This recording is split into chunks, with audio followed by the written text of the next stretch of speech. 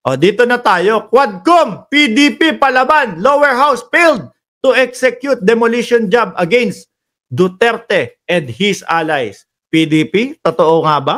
Kapag kaho, mga kababayan, sila po yung iniimbestigahan, demolition job daw para sa kanila. Ano? Demolition job daw po para sa kanila. Kaya naman nag-aarayan yung mga DDS, mga kababayan. No? Pinapapunta sa Kongreso, hindi pumunta. Si Bato de la Rosa, si Bungo, iniimbitahan para ipaliwanag yung sarili. Ano ginawa? Hindi pumunta.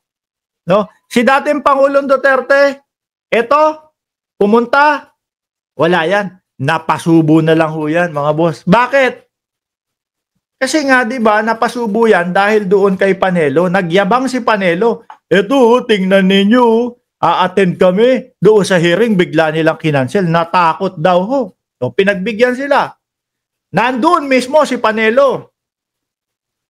May parinig na binanggit doon si Benny Abante. Si Panelo nandun lang sa gilid. Hindi makapagsalita. yung mga yabang nila, hindi ho nila nailabas doon sa Kongreso. Tahimik lang ho. Habang binabanatan siya ni Congressman Benny Abante, gusto ko sabihin, yung nandito sa loob yung lawyer na yun. Tahimik lang. Nakaganon lang si Panelo. Dating Pangulong Duterte. Napasubo na lang yan. Paano? Pinagkalat nila, na-a-attend sila. Pinatulan sila ng Quadcom. O sige, ituloy natin to. Ano nangyari? Gustong mambato ng mic. Pikon na pikon kay Trillanes. Bakit to? Simple lang. Ano ba hinihingi ni Trillanes? Yung kopya, dokumento, no? Nung bank account na magsasabi at ipapakita yung lahat ng transaksyon. Ako, ito yung sinasabi ko sa inyo, mga boss, no? Yung ganyan. Ayan, nandiyan lahat ng transaksyon, mga bossing. Pero sabi ni Panelo, pinakita na namin yun eh. Ang pinakita ho nila, mga boss, yung kung magkano lang yung laman ng account. Pero yung sasabihin mo, bank statement, hindi. No? Bakit? Kasi baka makita. 2 bilyon ipinasa dito sa account na to ni ganitong personalidad. Big time tulak. Tapos ang ginawa, 2 milyon i-minove sa kabilang account ng dating Pangulong Duterte para kapag ipinakita yung kung magkano yung laman ng account, 2 million lang. Ang gusto po ni Trillanes, yung kabuoang statement po. Hindi yung pakita lang na gano'n. Ano sabi ng dating Pangulong Duterte? Ipubukol yung mic, pikon ho, mga bossing. No? Kaila Bungo, kaila Bato. Simple lang eh. Pinagbigyan na po sila para ipaliwanag ang kanilang sarili. Ang ginawa po nila, sinayang po. Ako naniniwala, puntos ho nila yun. No? Kung sakali na umattend sila doon sa Quad Committee na yon, puntos nila yon, mga boss. Bakit ho? Tayong mamamayang Pilipino nandito, no? Nanonood tayo lahat eh. Makikita natin kung pamumulitika lang yung ginagawa ng Quadcom. Mahahalata natin doon sa mga katanungan nila kung pamumulitika lang yung ginagawa ng Quadcom. So ngayon, pag binato sa kanila yung mga tanong sa kanila at nasagot nila ng maayos, tayo naman ho, ibang klaseng na tayo eh.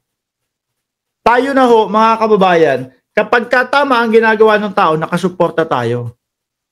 No? Kapag alam natin na pinupolitika lang yung mga tao, sinusuportahan natin sila. Baka po kung nasagot nila ng maayos yung mga katanungan ng Quadcom, kung umattend sila doon, baka tayo ho, nagsasabi, nako, itigil nyo na yan, Quadcom. Pinupolitika nyo na lang sila. Diba? Sa tama tayo. Sabi ni Ralph Laur. Itigil nyo na yan, Quadcom. Pinupolitika nyo lang sila, Bato de la Rosa. Ganito, ganyan. Tayo ho ang magsasabi nun, mga boss.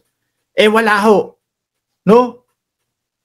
Ano iisipin natin doon sa hindi nila pagdalo? Unang iisipin natin, may itinatago itong mga to. Pangalawang iisipin natin, eh hindi nila kayang sagutin. Pangatlo, guilty. Yan lang naman po. Bakit? Kasalanan din po nila yan.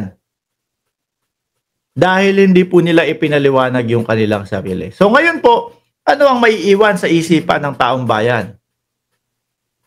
Eh di, kung ano lang po yung mga narinig natin doon sa Quadcom, no? Hindi nila ipinagtanggol yung sarili nila. Tapos sasabihin nila, bias. Sasabihin nila, demolition job yan eh.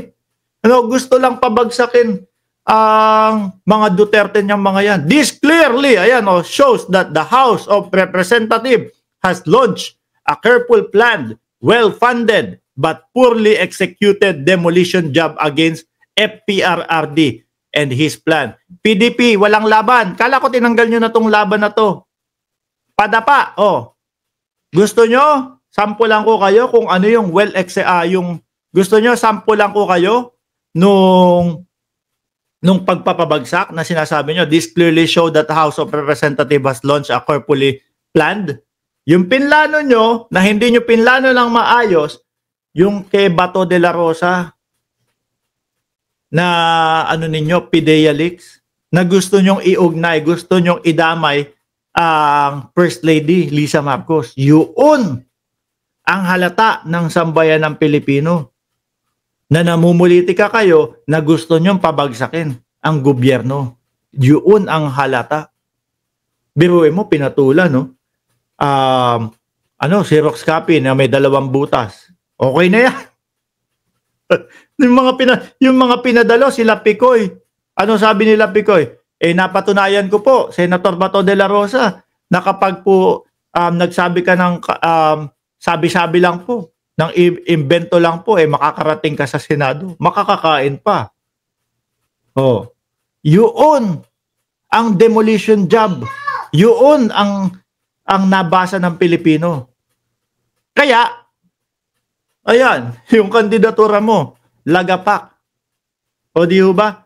Kaya, yung mga politiko na nandiyan po sa PDP laban, sino?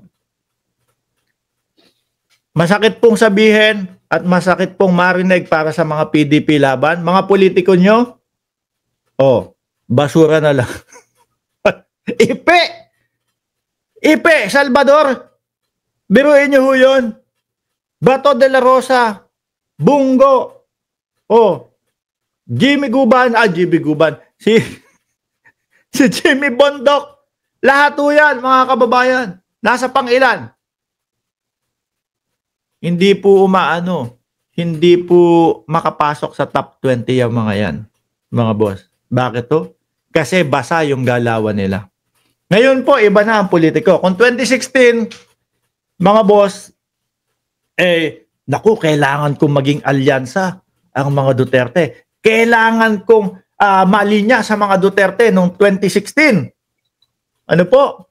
Ngayon, 2024, para sa 2025, ano nga sabi ng Vice Presidente? Nagsisiiwasan po sa akin yung mga kandidato. Parang ayaw po nila nung aking endorsement. Ganyan na po ngayon, mga kababayan. Iniiwasan na po sila, mga bossing, nung mga kandidato. Bakit to? Ayaw madungisan yung pangalan nila. Ayaw madungisan yung kandidatura nila. Di ba, motorkada? Diretso lahat yan sa inidoro mga yan. Puro papogi lang ang PDP. Wala namang laman. Correct. Tapos wala nang laman yung kanilang mga kanilang mga politiko. Ay, Diyos ko. Kaya nga, di ba, iniisip ko din kung bakit hindi mismong sumasali dyan si Vic Rodriguez para mailayo yung sarili niya na hindi siya kasama sa PDP. Ini-endorso siya. Pero ang alam ko, correct me if I am wrong, hindi siya mismo nakapaloob doon sa PDP.